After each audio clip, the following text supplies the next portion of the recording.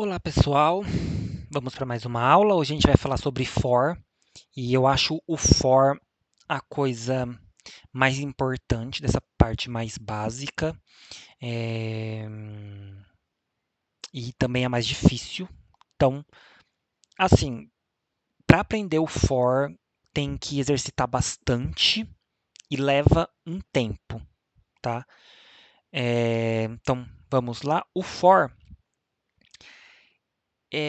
ele quebra alguma coisa grande em várias unidades e ele atribui cada unidade dessa a uma variável e aí ele executa o que tiver dentro da indentação.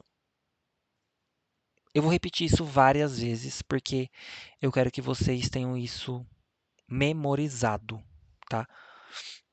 O for, ele vai... A sintaxe... deixa eu colocar Python primeiro.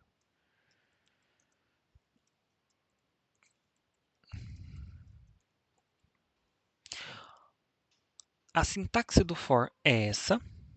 Então, deixa eu já salvar aqui. For.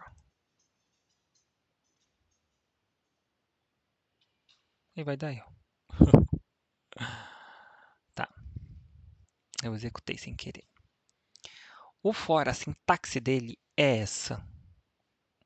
Então, aqui o que ele faz? Ele vai quebrar alguma coisa grande em unidades e vai associar uma unidade por vez a uma variável e vai executar o que tiver dentro da indentação. Então, por exemplo, o, o, que, o que implicitamente ele faz aqui? Ele faz isso daqui, ó. Então, no primeiro, a gente chama de loop, tá? Cada vez que ele associa uma unidade da coisa grande à variável que a gente define aqui, que pode ter qualquer nome, desde que estabeleça aquelas regras que eu falei lá atrás, não pode começar com número, não pode ter símbolo, não pode ter espaço, exceto underline, tá? O símbolo. Então, tem que estabelecer essas regras. O que ele faz implicitamente? Para cada loop, ou seja, para cada vez que ele associar um elemento da coisa grande, uma unidade da coisa grande à variável, ele vai estar fazendo isso daqui, ó. Então, no primeiro loop, ele vai fazer isso daqui. Então, ele vai assumir, ele vai definir o elemento sendo 1 e vai entrar aqui dentro da indentação e executar o que estiver aqui dentro. Terminou isso daqui, ele vai para o segundo loop, onde ele associa elemento igual a 2 e executa o que estiver dentro da indentação e assim até o último elemento da lista, nesse caso, né? A última unidade dessa coisa grande que a gente estiver quebrando. Como eu sei o que é uma unidade de uma coisa grande? Isso é uma coisa que, com exercício, você vai saber, tá? Mas de agora tem até um conceito um pouco mais complexo sobre o que é uma coisa grande. Mas como estamos falando do básico aqui, eu vou falar dessa forma para que vocês entendam. Então, depois a gente introduz novos conceitos para essa definição ficar um pouco mais rebuscada, né? Então, aqui o que aconteceu? Ele mostrou 1, 2, 3. Então, para cada loop, ele printou o elemento. Tá? Então, implicitamente, voltando, o for ele vai quebrar uma coisa grande em várias unidades e vai associar uma unidade por vez à variável que a gente estiver criando aqui. Implicitamente, ele vai estar fazendo elemento igual a 1 no primeiro loop e aí ele vai executar o que tiver aqui dentro. Terminou o que estiver sendo executado aqui dentro, ele vai voltar, vai pegar a unidade seguinte, vai associar elemento e vai fazendo assim até o final. Lembrando uma coisa, se tiver alguma coisa fora da indentação, ele só vai executar depois que ele fizer todos os loops aqui dentro do for. Então, se eu executar isso de novo, ele vai mostrar o acabou só uma vez. Se esse acabou tiver identado aqui, ele vai mostrar o acabou em todos os loops. Por isso que aparece 3 vezes. Esse for aqui tem 3 loops, porque Quando ele quebra essa coisa grande em unidades, vai resultar em 3 unidades, 1, o 2 e o 3. Então, ele vai entrar nesse loop aqui 3 vezes. Tá? Então, tenham ciência disso. Ele vai executar primeiro tudo que tiver, todos os loopings primeiro, para depois executar o que tiver fora da indentação. Se existir, né? Alguma coisa fora da indentação. Aqui uma outra coisa. Não necessariamente você precisa referenciar a variável que você está criando aqui, tá? Às vezes, sei lá, você só quer printar alguma coisa por essa quantidade de vezes aqui, então isso daqui não vai dar erro. Ele só vai fazer isso, ele vai printar o 1 3 vezes, porque ele vai entrar 3 vezes nessa indentação aqui. Esse for tem 3 loops, porque tem 3 elementos nessa lista. Tá? Então, não necessariamente você precisa referenciar a variável aqui. Aí a gente pode unir o for com o if. Tá? Então, lembrando, o for vai quebrar uma coisa grande em várias unidades e vai associar uma unidade por vez à variável que você estiver criando aqui. Então, se dentro você quiser fazer o que tiver ali dentro dos padrões do Python, você pode fazer, inclusive o if. Então, if elemento for 1, eu quero que print 1.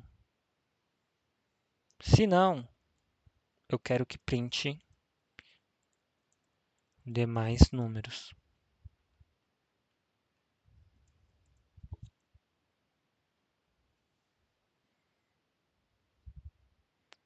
Aqui ele mostrou 1 só uma vez, porque é só no primeiro loop que vai entrar nesse if.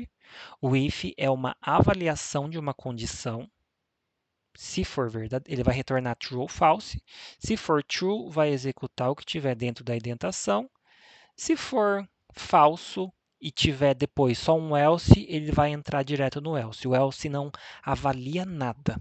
Tá? Se tivesse um elif aqui, ele ia também tentar avaliar o que tiver no elif, que é uma outra de condição também, ele avalia uma condição e vai fazendo assim até chegar no else, se existir. Se não existir else, então, por exemplo, isso aqui,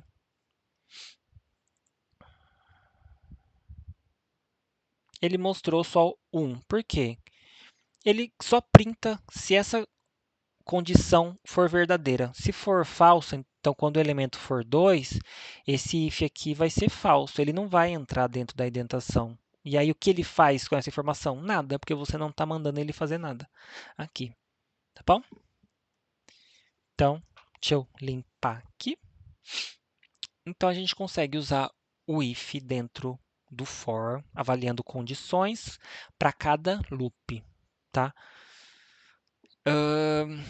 Bem, é isso. A partir de agora já tem como fazer exercícios. Eu vou ver se eu faço uma planilha de Excel com algumas perguntas. E, gente, novamente, é muito importante que vocês exercitem. Se vocês não exercitar, vocês não vão sair, vocês não vão consolidar o conhecimento.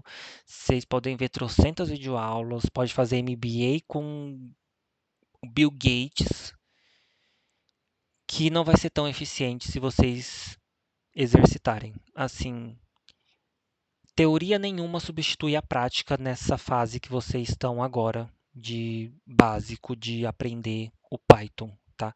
É a coisa mais importante. Vídeo aula só vai servir para te dar um norte.